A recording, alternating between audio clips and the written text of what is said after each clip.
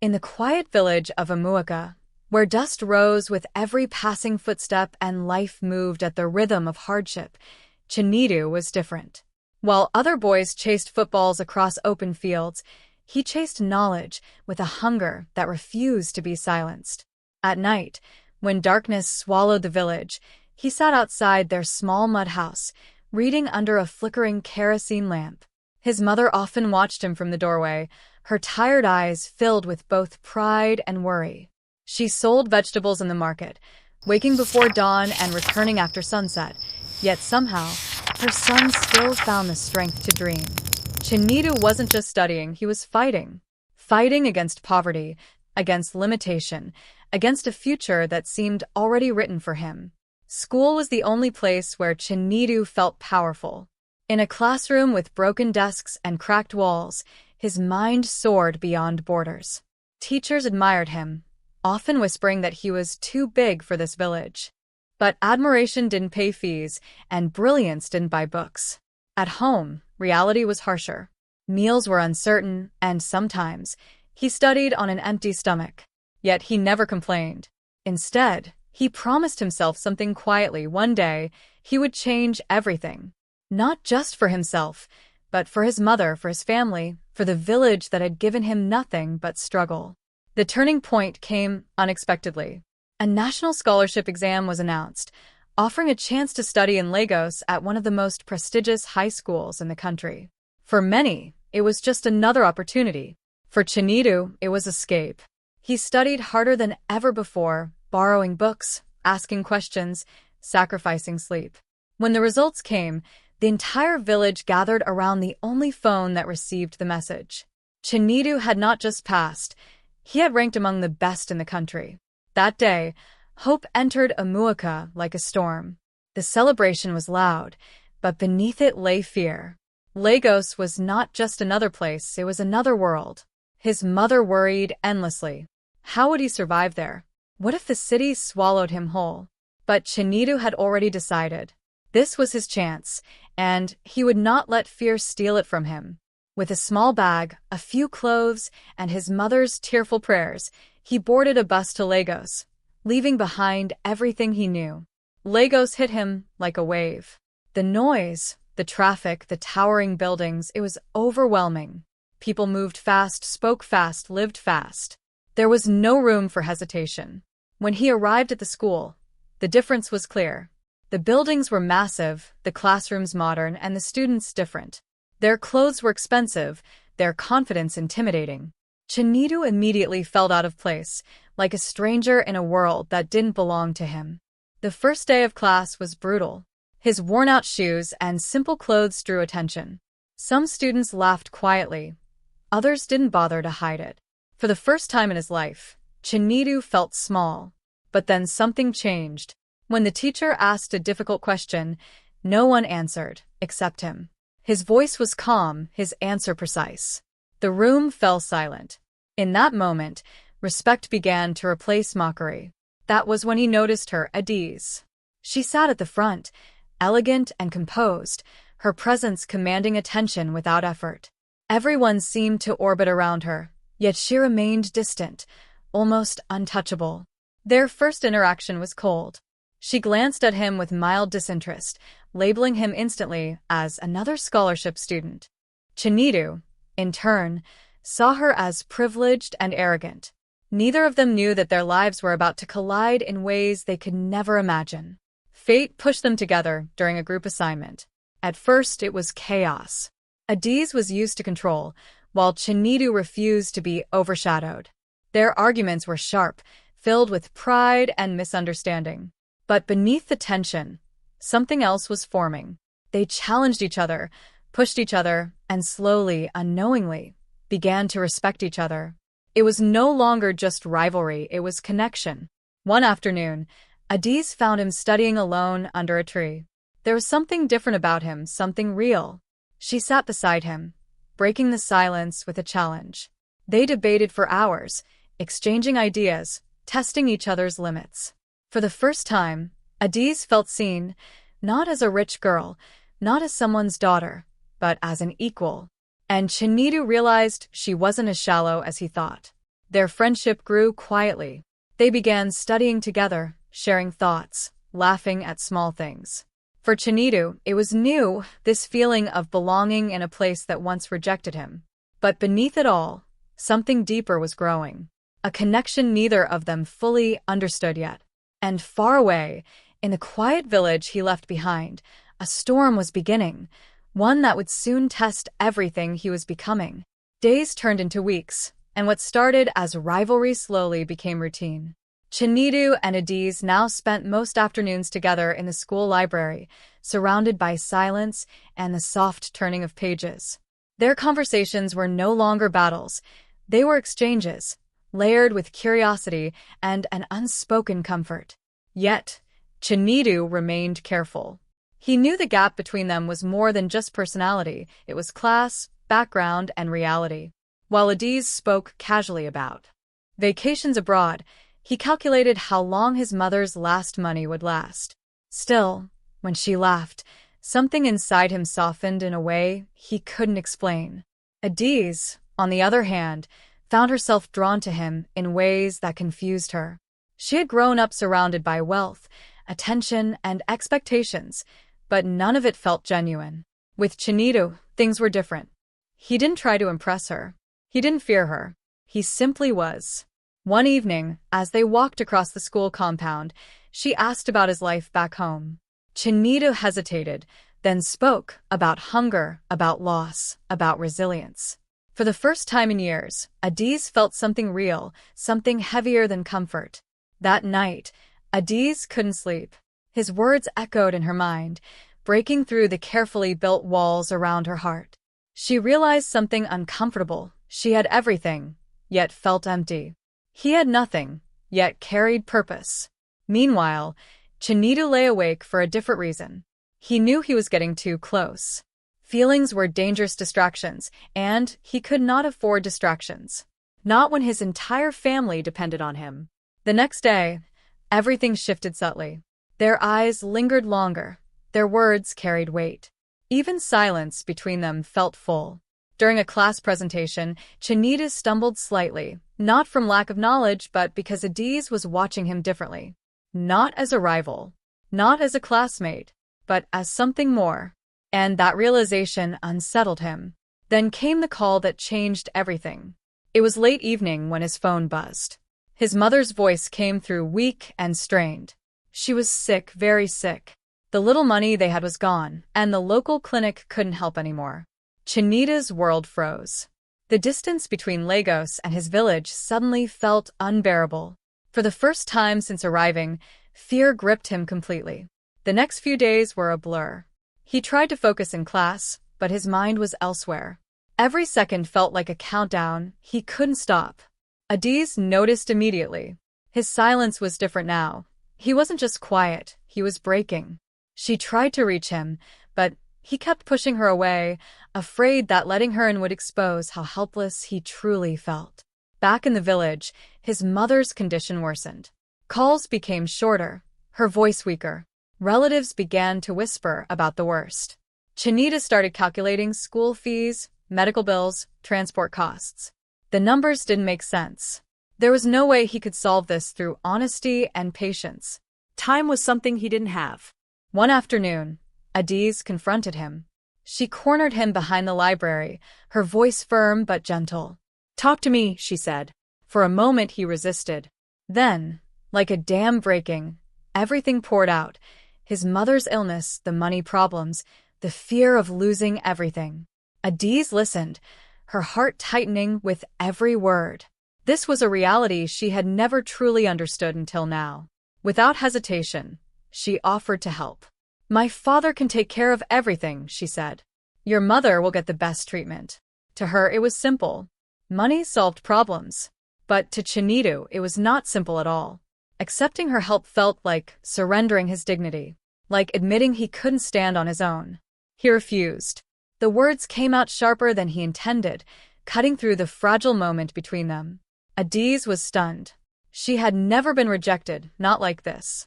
That night, they went their separate ways, both carrying pain they didn't know how to express. And as Chinedu sat alone, staring into the darkness, One thought began to take root. If the right path couldn't save his family, maybe the wrong one could. Chinidu stopped sleeping. Every night, he lay awake staring at the ceiling, his mind racing with numbers, options, and fear. His mother's weak voice replayed in his head like a broken record. Each passing day felt like time slipping through his fingers. School became secondary. For the first time in his life, excellence was no longer his priority, survival was. And survival demanded something he had never considered before: desperation. It started with a conversation he wasn't meant to hear. Two boys in his class were discussing fast money, side deals, online transactions, things that didn't sound entirely legal, but definitely sounded profitable. Normally, Chinidu would have ignored it. But this time, he didn't walk away. He approached them later, cautiously. At first, they laughed. The quiet village boy? The scholarship kid? He didn't look like someone who belonged in their world. But when he explained his situation, their laughter faded. Desperation recognized desperation. And in that moment, they saw someone willing to cross lines. They introduced him to the operation. It wasn't outright crime. At least, that's how they explained it. Just smart business, they called it. Quick digital deals, small manipulations, exploiting loopholes. Nothing too serious, or so it seemed. Chinidu hesitated. Everything in him screamed that this was wrong. But then he thought of his mother. And he said yes. The first payment came faster than he expected. When the money hit his account, his heart pounded. It was more than his family made in months. His hands trembled. Not from excitement, but from the weight of what he had just done. That night, he sent money home. The call came the next morning. His mother sounded stronger. The treatment had started. For the first time in days, there was hope in her voice. Chinidu sat silently after the call ended. Relief washed over him, but so did something else. A quiet, uncomfortable truth. The wrong path had worked. From that moment, it became easier. One deal turned into two. Two turned into several. The fear began to fade, replaced by confidence. He told himself he was in control, that he would stop once things stabilized. But deep down, he knew something had shifted. Adiz noticed the change immediately. Chinidu was no longer distant. He was different. His focus had changed, his priorities unclear. He missed study sessions, avoided deep conversations, and carried an energy she couldn't understand. It scared her. She confronted him again. This time, her tone was not gentle. "What are you doing?" she asked, her eyes searching his. He avoided her gaze, brushing it off as nothing serious. But Adiz wasn't convinced. She had grown up around power. She knew when something was wrong. Their argument escalated quickly. "You're losing yourself," she said, her voice breaking. "This isn't you." "And what do you know about my life?" Chinidu snapped back. "You've never had to choose between right and survival." The words hit hard. Adiz stood frozen, hurt flashing across her face. For the first time, the distance between them felt real and dangerous. Chinidu could feel it, the shift. What once felt like controlled risk now carried an edge of danger. The conversations within the group changed. Less laughter, more caution, more secrecy. Words like tracking, freeze, and flagged accounts began to surface. Still, he stayed. Not because he wanted to, but because he felt he had no way out. The money kept coming, but peace disappeared. Every notification made his heart race. Every unknown number felt like a threat. He started looking over his shoulder, even in places that once felt safe. At school, his performance dropped. Teachers began to question him. The boy who once stood at the top was slowly slipping, and everyone could see it. Adiz couldn't ignore it anymore. She watched him from a distance during class, her chest tightening with worry. This wasn't just stress. This was something deeper, darker. That evening, she followed him. What she saw changed everything. Hidden behind one of the school's abandoned buildings, Chinidu met with the boys. Their conversation was low, tense, filled with words that confirmed her fears. This wasn't just business. It was dangerous. She confronted him immediately. This time, there was no softness, no patience, only fear and anger. "You're in something illegal," she said, her voice shaking. "Do you even understand what you're risking?" Chinita didn't deny it. He couldn't. But instead of backing down, he stood firm. "I don't have a choice." Adiz stepped closer, her eyes filled with emotion. "You always have a choice," she said quietly, "even if it's hard." But Chinita shook his head. "You don't understand. If I stop now, my family suffers. If I continue, at least they survive." For him, the answer was already decided. That night, Adiz made a decision of her own. She would not abandon him. Even if he pushed her away, even if he chose a path she couldn't accept, she would stand beside him. Not as someone trying to control him, but as someone refusing to let him fall alone. But forces beyond them were already moving. Adiz's father, Chief Okafor, had begun to notice changes in his daughter. Her distraction, her emotional distance, her defiance. He investigated quietly, and what he discovered unsettled him deeply. A background check revealed everything. Chinita's origin, his financial struggles, and worse, whispers of suspicious activity linked to student networks. For Chief Okafor, this was unacceptable. To him, Chinita was no longer just a poor boy. He was a threat. The confrontation came swiftly. Chinita was summoned to a private meeting. When he arrived, he found himself face to face with a man whose presence alone carried authority. Chief Okafor didn't waste time. "Stay away from my daughter," he said coldly. "And, whatever you're involved in, end it." Then he placed an offer on the table, money. Enough to solve all of Chinita's problems.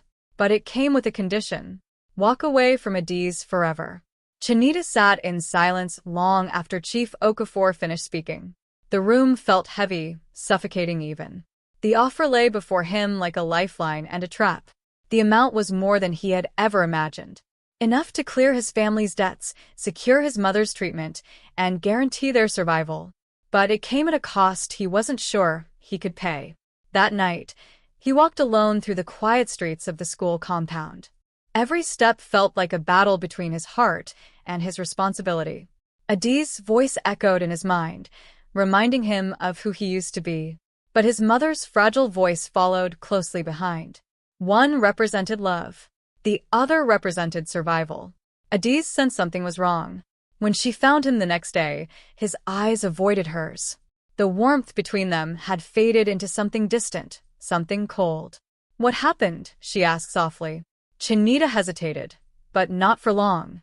"I can't do this anymore." The words came out flat, emotionless, like they didn't belong to him. Adiz froze, her heart sinking before he could even explain. He told her it was over. No reasons that made sense. No explanations she could hold on to. Just an ending she wasn't prepared for. Adiz didn't accept it, not at first.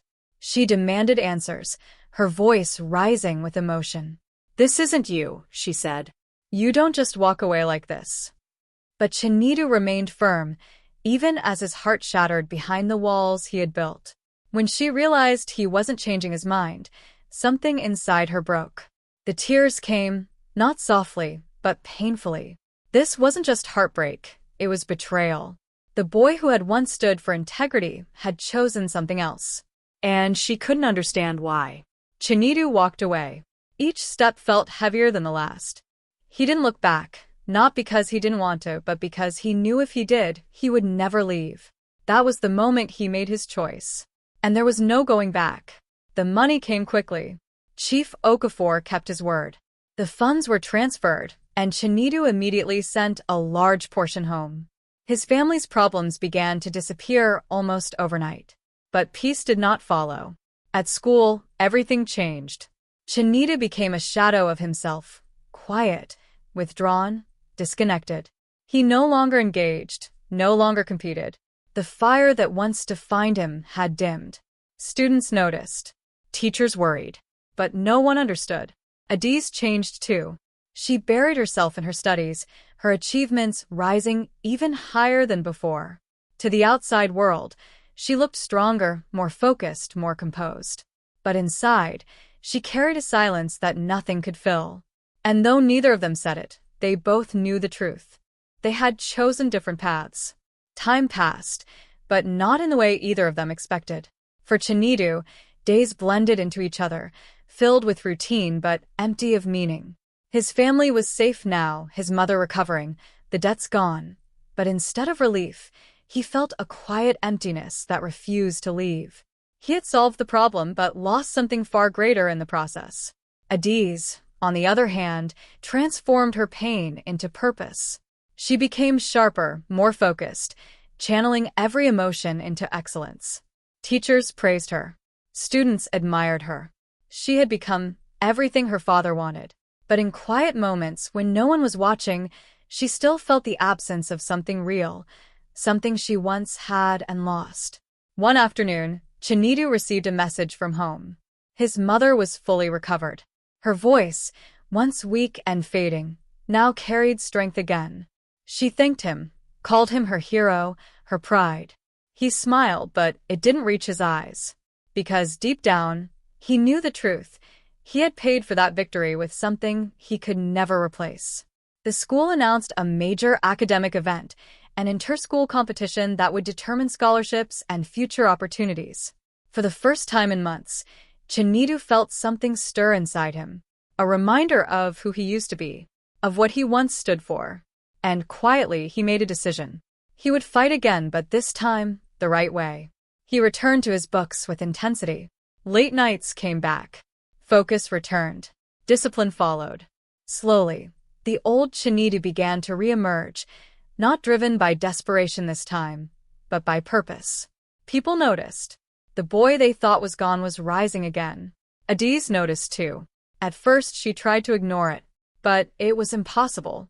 The way he spoke in class, the way he carried himself, it was familiar, painfully familiar. And for the first time since their separation, something inside her softened. Fate brought them face to face again during competition preparations. The air between them was heavy with unspoken words. Neither knew where to begin. But eventually, Chinedu broke the silence. "I'm sorry. This time," he told her everything. The offer, the pressure, the fear. The choice he thought he had no option but to make. No excuses, just truth. Adiz listened quietly, her emotions shifting with every word. The anger didn't disappear, but understanding began to take its place. "I hated you for it," she admitted. Her voice was steady, but her eyes betrayed everything she had buried. "But I never stopped caring." Chinedu nodded, his own emotions rising. "I never stopped loving you either." This time, there were no walls. Just honesty. In the end, they chose differently. Not out of pressure, not out of fear, but out of growth. Chinedu went on to secure a legitimate international scholarship, proving that success built on integrity lasts longer than shortcuts. His family was stable, his future secure, and his identity restored. Adiz chose her own path, stepping out of her father's shadow to build something meaningful for herself. And together, not as broken teenagers but as stronger individuals, they learned the truth life had tried so hard to teach them. You don't have to choose between love and ambition when you become the kind of person who can carry both.